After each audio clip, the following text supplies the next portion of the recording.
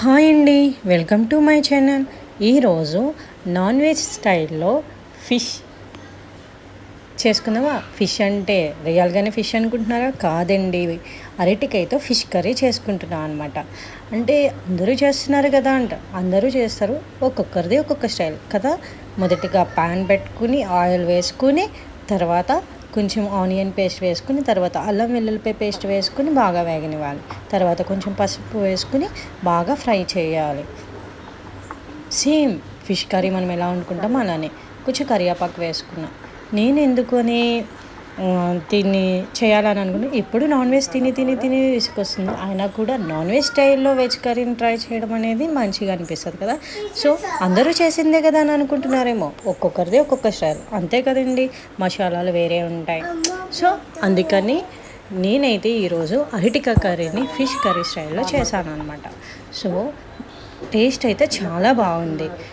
ఓకేనా, ఇది మేము టేస్ట్ చేసాక వాయిస్ రికార్డ్ ఇస్తూ చేసిన వీడియో. ఏదన్నా జెన్యున్గా చెప్తానండో, మనము అది బాగోకపోయినా ఇది బాగుందన్న నేను ఏ వీడియో కూడా పెట్టట్లేదు. ఏదైతే బాగుందో అదే వీడియోని నేను అప్లోడ్ చేస్తాను. ఓకేనా, తగినంత ఉప్పు కారం సాల్ట్ అన్నీ వేసుకుని వాటర్ వేసుకుని కొంచెం మగనివ్వాలి. చూసారా, నిజంగానే ఫిష్ కర్రీలా కనిపిస్తుంది కదా. ఫిష్ గ్రేవీ అనమాట, కానీ అరటికాయ గ్రేవీ.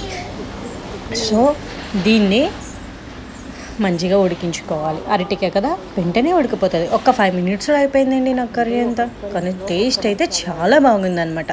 మీరు కంపల్సరీ ట్రై చేస్తారు కదా. చూస్తున్నారు కానీ ఎవరు లైక్ చేయట్లేదు. ప్లీజ్ లైక్ చేయండి, సబ్స్క్రైబ్ చేయండి అండ్ షేర్ కూడా చేయండి.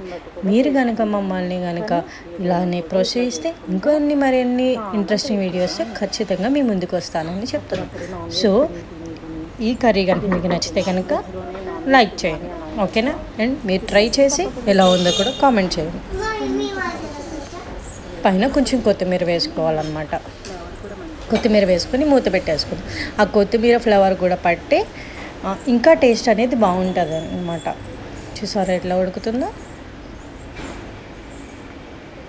ఇంత బాగుందండి, ఎంత మంచి స్మెల్ వచ్చిందో తెలుసా వండుతున్నప్పుడైతే. నిజంగానే ఫిష్ ముక్కలాగా పెట్టి చూపిస్తున్నా కదా మీకు, నిజంగా ఫిష్ కన్నా టేస్టీగా ఉందండి బాబు. అంత టేస్టీగా అనిపించింది అనమాట. ఇది నేను 3rd time అనుకుంటా చేయడము. ఇది మా ఇంట్లో అందరూ కూడా తిన్నారు ఇష్టంగానే. సో ట్రై చేయొచ్చు అనమాట. చూసారా దగ్గరగా అయిపోయింది కర్రీ, రెడీ అయిపోయింది. ఫిష్ స్టైల్లో అరటికాయ కర్రీ టేస్టీగా. థ్యాంక్స్ ఫర్ వాచింగ్ అండి. ఇంతసేపు ఓపికగా నా ఛానల్ చూసినందుకు. గుమ్మగుమ్మలాడే అరటికాయ కర్రీ రెడీ.